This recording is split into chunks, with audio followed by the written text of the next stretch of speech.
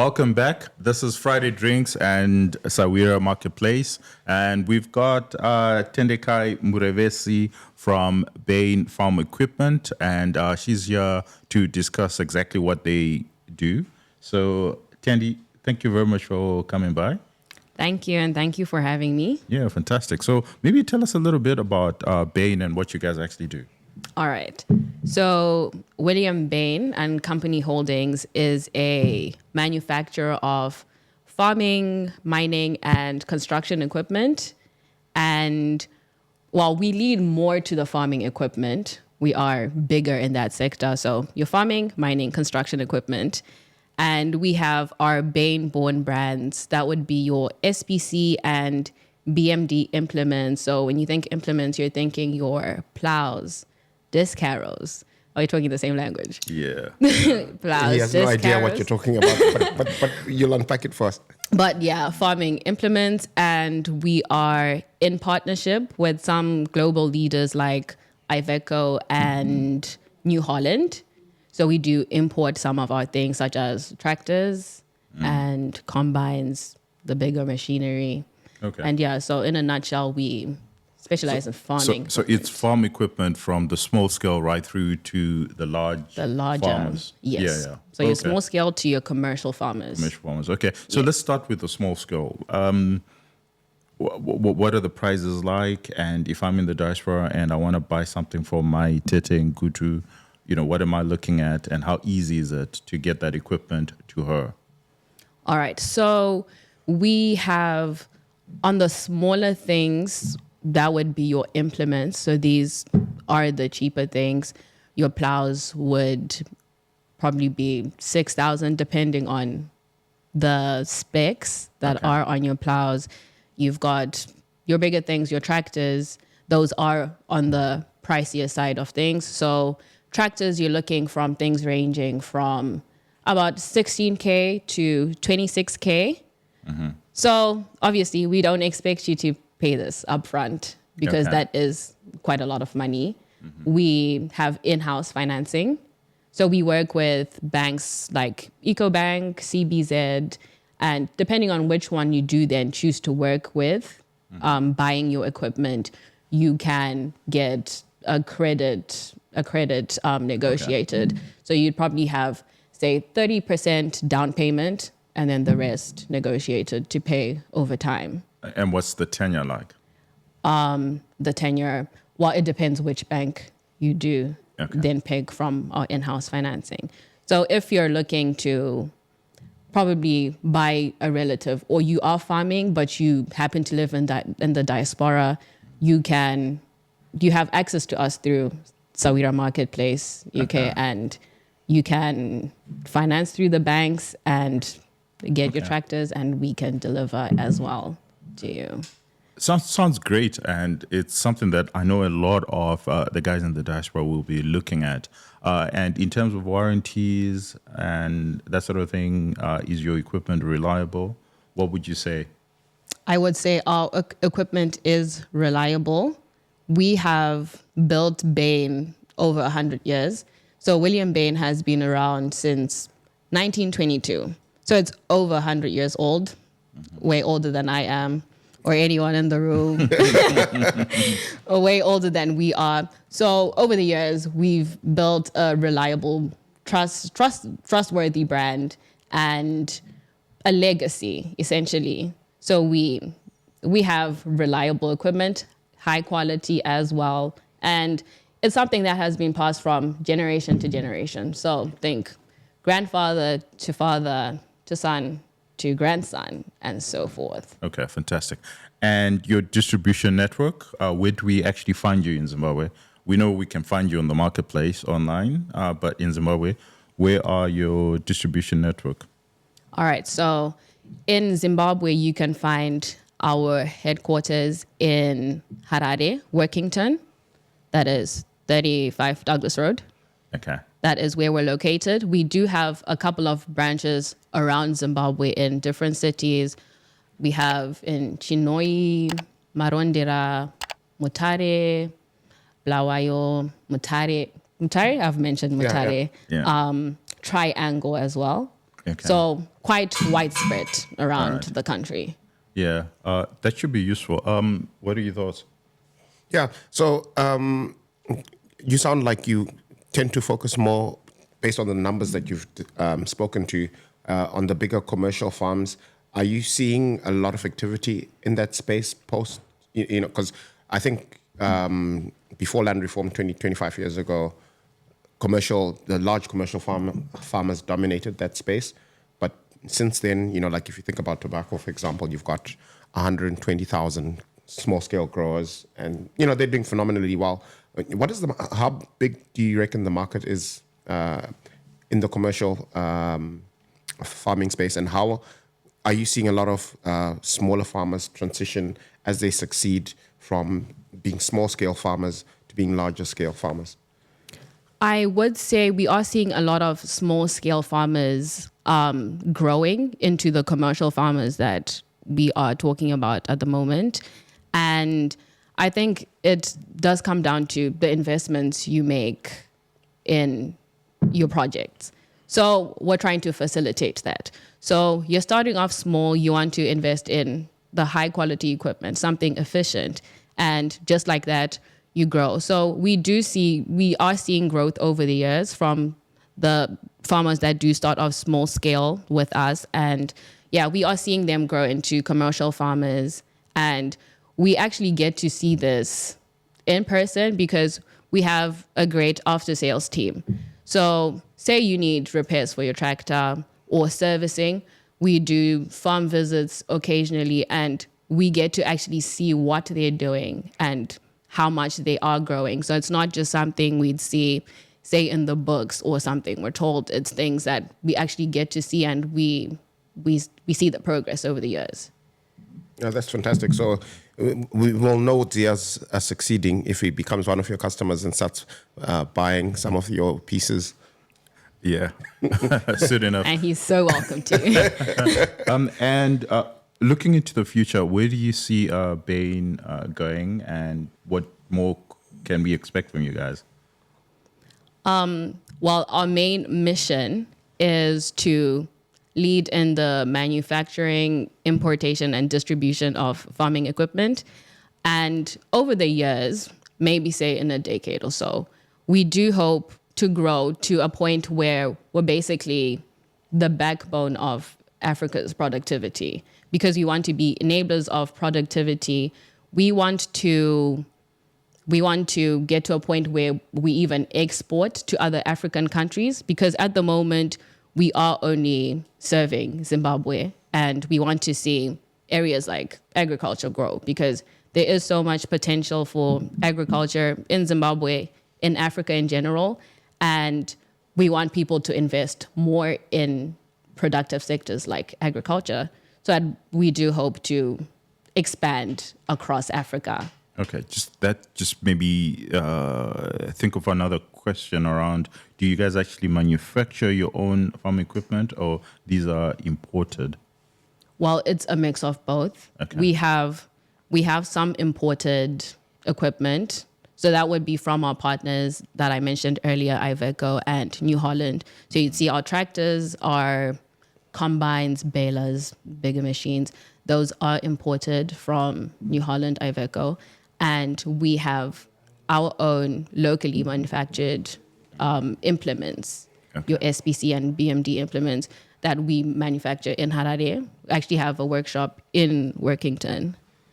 So if you do get a chance to visit the Workington branch, you could probably get a tour and you could that see sounds like good fun. work in Yeah. progress. That'll be lovely, actually. Okay, all right, okay. And so when you're thinking of branching into the rest of Africa, it's really the stuff that you already do, or the stuff that you actually make in Zimbabwe, and you're looking at selling that across Africa? Basically. So our locally manufactured implements, we'd be looking to start exporting that to the other African countries besides Zimbabwe. And yeah. All right, okay. And then the actual workings of the machinery itself, do you guys give tutorials? Do you have online tutorials? And just how to maintain this equipment? Well, online tutorials, we can work on that. Okay. Seeing where the world is going, convenience that can be brought into play. But yes, we do show people how to use the machinery. So when you've bought, say, a tractor from us, when it is delivered to you, we do have some of the technical guys that come with, and they show you how it works. And as well, when they do come for servicing as well, these are some things that are just added on. They show you what you're supposed to do with your tractor, how to work certain bits. If something is not right, you know what to do, essentially. Okay. And from your experience, are you seeing a lot of young people getting into farming, or is still the old Madalas? Well, as of recent, I think a lot of young people are starting to take on farming. So way back when it was the old Madalas, as you called them. But you'd see that with time, you have the younger people who probably grew up seeing their fathers, uncles farming, and now it's a thing of they're taking over. And then you have your newer farmers who are seeing the potential in agriculture, and they are even going as far as going to learn about it in college. They're going to learn about farming, and they're starting up their own farms from having small piece of land that you got from your grandfather to doing something with it. We have a lot more young people starting to be interested in the farming market. Yeah, and I would assume that if you're getting a lot more young people, then they would understand the basis of mechanizing the farms, so that the farms are actually mechanized. What's your view on the use of AI and farm mechanization? Are you seeing direct benefits from that? Yes, I am. And I'm speaking from a data analytics view. So you'd see that farming does not come down to just the manual work, because where the world is going, everything is ever evolving. And the farming sector is ever evolving. There's a lot of things that people are starting to incorporate on their farms, and things like predictive analytics, Gen AI, in seeing what type of yields they can expect, or how much fertilizer, for example, they need to use for certain yields, that sort of thing. A lot of technology is being integrated into farming, and I think Gen AI is playing a large part in the industry at this point. Okay, fantastic. So data analytics is something that you're actually studying? Yes, it is. Yeah, maybe you'd want to just expand on that and tell us exactly what it involves. All right, so I am a final year data analytics student, and this is basically using data we have on things. So it's really widespread. Any field, in everything we do has data. So think your healthcare side of life, farming, corporate finance, everything has data on it. And what we basically do is use data to make informed decisions. So I'll give you an example of maybe pharmaceuticals industry, things like drug trials. They don't just come up with medicines and decide we're going to test this out on people now. So they're in the lab, they come up with things. They have to have enough data to prove that this can potentially work. And this is where we'd come in, using the data, seeing past trends and things, using this data to make an informed decision on whether things can be used or how things can be changed. And essentially, that's what data analytics is. Right. It's using data. What motivated you to choose this particular career path? Well, when I was deciding what to do, I was thinking I need something that is relevant and is going to stay relevant 10 years from now. I need something that's not going to be looked at as outdated. So, you know how there's talk of AI. people being replaced by robots. Yeah. So I was thinking, I don't want a job where it can be taken and be You wake done up one day and you're redundant. Exactly. I don't Yeah. want to be redundant. So I then thought of the things I was already interested in and good at, and that's maths. And I thought, okay, maths, think something relevant, technology. And that's how I wound up at data analytics. Okay. And how did you manage to convince your parents? Because I assume that your Zimbabwean parents are just as, ancient and old as every one of our parents, and they would have demanded more traditional career path.